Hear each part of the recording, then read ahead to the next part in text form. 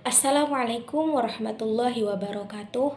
Perkenalkan, saya Hilda dengan NIM 21422021. Pada kesempatan kali ini saya akan menjelaskan mengenai pemikiran salah satu tokoh Islam yaitu Muhammad Natsir tentang pendidikan Islam hari ini dan relevansinya. Muhammad Natsir adalah tokoh intelektual, pejuang, ulama, sekaligus negarawan yang pernah dimiliki Indonesia. Dalam dunia politik, ia juga merupakan tokoh pendamping dan yang dapat dipercaya untuk pemimpin Partai Masyumi pada tahun 1945 hingga titik pembubarannya yaitu pada tanggal 1960.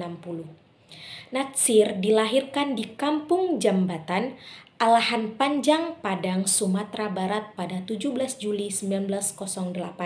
Ia merupakan putra dari pasangan Muhammad Idris, Sultan Supirando, dan Khadijah. Dalam dunia pendidikan, Natsir sempat mendirikan pendidikan Islam atau yang disebut dengan Pendis di Bandung, Jawa Barat. Pendis menggunakan sebuah pendidikan Islam modern bercorak agama. Di Pendis, Natsir menjadi direktur selama 10 tahun, terhitung sejak 1932. Pemikiran Muhammad Natsir tentang pendidikan Islam yang pertama, konsep pendidikan. Salah satu konsep pendidikan yang terkenal dari Natsir adalah konsep pendidikan yang integral, harmonis, dan universal. Konsep ini merupakan hasil dari ijtihad dan renungan yang digali Natsir langsung dari Al-Quran dan hadis. Konsep pendidikan tersebut juga merupakan reaksi serta refleksi Natsir terhadap kenyataan serta historis yang ditemukan dalam masyarakat. Konsep tersebut menurut Natsir ternyata tidak ada, belum ditemukan dan dalam masyarakat Islam dimanapun. Natsir menilai bahwa pendidikan yang dilaksanakan oleh masyarakat Islam tidak sesuai dengan konsep pendidikan ideal yang dicita-citakan Natsir. Konsep pendidikan yang ada adalah konsep pendidikan yang bersifat parokial, diferensial, dan dikotomis, dan disharmonis.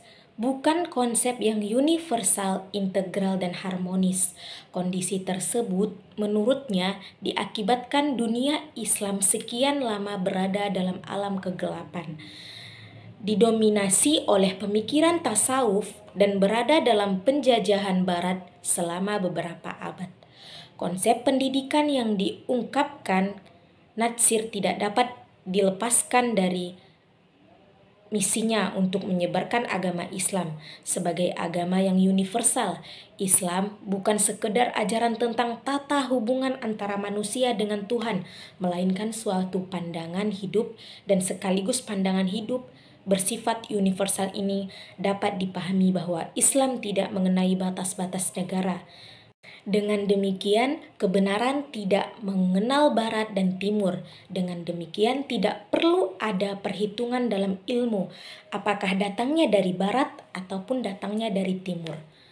Itulah sebabnya Rasulullah tidak membatasi wilayah-wilayah tertentu bagi umatnya untuk mendapatkan ilmu. Menurut Muhammad Natsir, pendidikan timur dan barat tidak dipertentangkan sebagai suatu yang diciptakan oleh manusia sendiri dan bersifat baru.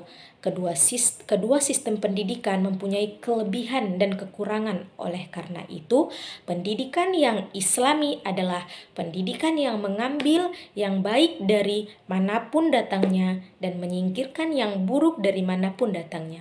Pendapat ini memperkuat prinsip Muhammad Natsir yang menyatakan bahwa pendidikan Islam bersifat universal dan sekaligus integral. Menurut Natsir, kemajuan yang ingin dicapai dalam pendidikan Islam tidaklah diukur dengan penguasaan duniawi saja, dengan penguasaan tetapi sampai di mana kehidupan duniawi memberikan aset kehidupan di akhirat kelak. Menurut Natsir, untuk mendapatkan ilmu, pengetahuan hanya dua instrumen yang dapat digunakan, yakni indrawi dan akal. Melalui indrawi akan dapat diketahui ilmu yang bersifat konkret, sedangkan melalui akal akan dapat diketahui ilmu yang bersifat metafisik. Melalui proses dan oleh pikiran memahami ayat-ayat Tuhan, baik yang tertulis maupun tidak tertulis. Menurut Natsir, untuk mengembangkan ilmu pengetahuan secara sistematis dan komprehensif diperlukan corak lembaga pendidikan yang lebih variatif bila berbentuk lembaga pendidikan keagamaan dan dapat pula berbentuk lembaga pendidikan umum. Adapun relevansi pemikiran pendidikan Islam menurut Muhammad Natsir ialah sistem pendidikan di Indonesia saat ini sudah memadukan antara pendidikan agama dan pendidikan umum. Meskipun tidak semua lembaga pendidikan memadukan antara keduanya, pelajaran agama sekarang sudah diajarkan di sekolah-sekolah negeri, di mana sistem pendidikan seperti ini belum ditemukan pada zaman kolonial Belanda. Karena pada zaman dahulu pendidikan dalam sekolah belum merupakan suatu bentuk pendidikan umum, melainkan hanya sekedar untuk memenuhi kebutuhan pegawai gubernur. Demikian dengan sekolah Islam dan pesantren yang sekarang sudah menambahkan pelajaran umum, dan Islam telah menambahkan pelajaran umum dalam kurikulumnya. Hal ini berbeda dengan zaman kolonial Belanda. Pada suatu saat itu sekolah Islam yang pesantren mengambil jalan sendiri, lepas dari gubernur dan tetap berpegang pada tradisinya, sehingga sistem pendidikan Islam terpisah dari sistem pendidikan pelajaran umum. Sehingga sistem pendidikan Islam terpisah dari pendidikan Belanda maupun sistem pendidikan yang dilaksanakan oleh Departemen Pendidikan dan Kebudayaan Indonesia. Sebagai contoh konkret dari pelaksanaan pendidikan yang bernuansa integral adalah munculnya lembaga pendidikan formal yang berdasarkan keagamaan seperti SD Islam, SMP Islam, dan SMA Islam.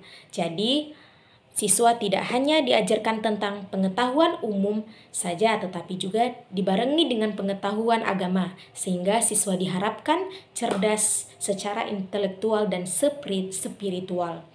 Sekolah Islam terpadu juga merupakan sekolah yang diselenggarakan dengan memadukan secara integratif nilai dan ajaran Islam. Dalam bangunan kurikulum, sekolah Islam terpadu berdiri dengan mengacu kepada konsep pendidikan beberapa sekolah atau beberapa tokoh. Salah satunya ialah Muhammad Natsir. Contoh lain yaitu pendidikan yang dilaksanakan di pesantren-pesantren modern umumnya.